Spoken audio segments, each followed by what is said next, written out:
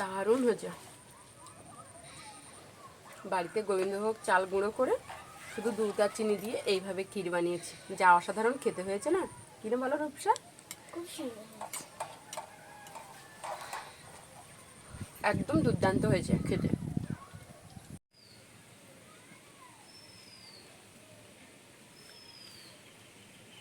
নমস্কার বন্ধুরা, আশা করি আপনারা সকলেই ভালো আছেন, সুস্থ আছেন। সুন্দরবন কৌশলের হাঁসিলে আর একটা নতুন পর্বে আপনাদেরকে অনেক স্বাগত জানাই।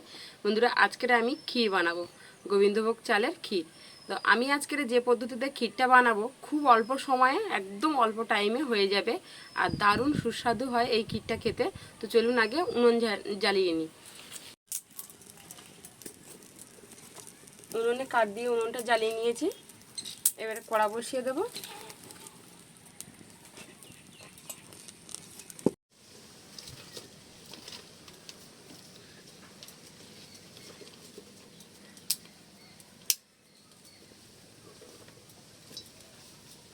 কড়াইতে দুধ দিয়ে দিচ্ছি।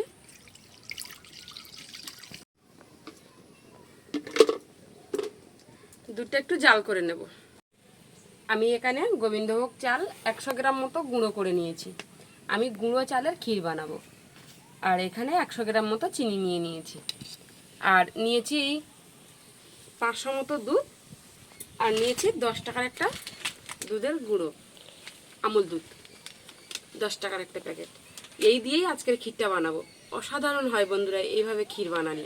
খুব অল্প সময়ে খুব সহজেই বাড়িতে বানানো যায়। আর বাচ্চা কাচ্চাদেরও বানিয়ে খেতে দেওয়া যায়।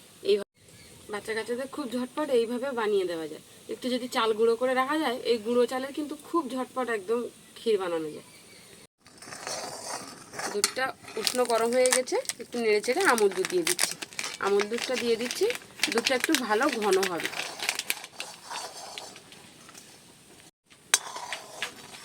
গুঁড়ো দুধটা দিয়ে বেশ সুন্দর করে জাল করে নিয়েছি।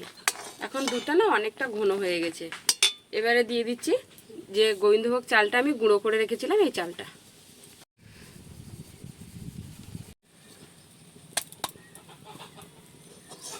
চালটা দিয়ে আমি আবারও নেড়ে নেব।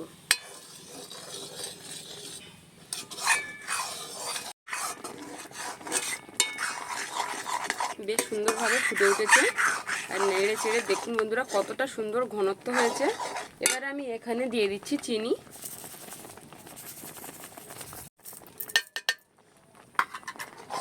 চিনিটা দিয়েও আমি বেশ সুন্দর করে নেড়ে চেড়ে ভালোভাবে মিশিয়ে নেব। ক্ষীরটা কিন্তু বেশ সুন্দর হয়েছে দেখুন, আর বেশ সুন্দর ঘনত্বও হয়েছে। সামান্য একটু লবণ দিয়ে দিচ্ছি মিষ্টিটা ব্যালেন্স হওয়ার জন্য। দিয়ে আমি আবার একটু নেড়ে চেড়ে নিচ্ছি। দেখুন একদম অল্প টাইমে কত সুন্দর ক্ষীরটা রেডি হয়ে গেছে। ক্ষীরটা দেখুন, দেখতে যতটা সুন্দর হয়েছে খেতে কিন্তু অতটাই সুন্দর হবে। একেবারে পুরো মাখনের মতো হয়েছে। লাভিয়ে নিচ্ছি।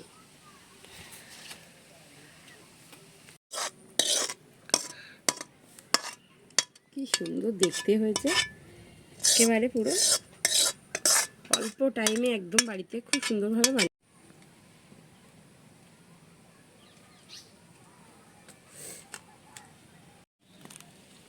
ওপর থেকে ড্রাই ফ্রুট দিলে বেশ সুন্দর হতো। আমন্ডস বা কাজু আমি তো কিছুই দিইনি, একদম প্লেনভাবে তৈরি করেছি শুধু দুধ আর চিনি দিয়ে।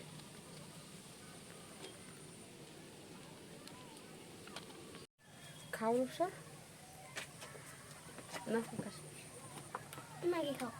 তুমি খেয়ে দেখো। খাও না তুমি আগে।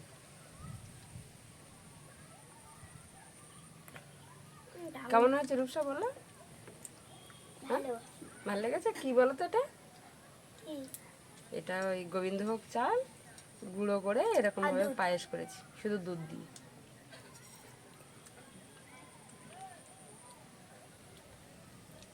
অসাধারণ হয়েছে, দারুণ লেগেছে না? কিরকম লাগছে? তুমি কি ভেবেছো সুজি? খুব সুন্দর হচ্ছে। আর গোবিন্দভোগের যা একটা সেন্ট, দুর্দান্ত হয়েছে ক্ষীরটা।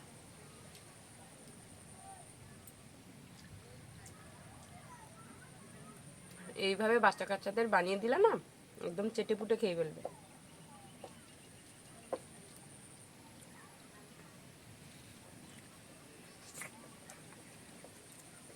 অসাধারণ হয়েছে না?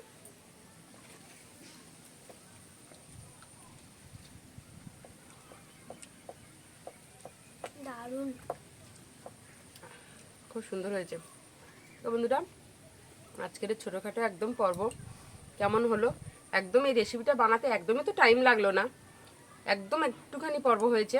তো কেমন লাগলো প্লিজ কিন্তু কমেন্ট করে জানাতে ভুলবেন না। ভালো লাগলে চ্যানেলটা সাবস্ক্রাইব করার অনুরোধ রইল, প্লিজ চ্যানেলটা সাবস্ক্রাইব করবেন, লাইক শেয়ার করে আমার পাশে থাকবেন। দেখা হচ্ছে আগামী নতুন পর্বে। ততক্ষণ আপনারা ভালো থাকবেন, সুস্থ থাকবেন, সাবধানে থাকবেন। এতক্ষণ সাথে থাকার জন্য অসংখ্য ধন্যবাদ। তো সুন্দর টেস্ট। আমার দিকে হা করে আছে, আমি কেমনভাবে ক্যামেরায় কথা বলছি সেটাই দেখছে। কেমন লেগেছে সেটা বলো। ভালো। অসাধারণ হয়েছে।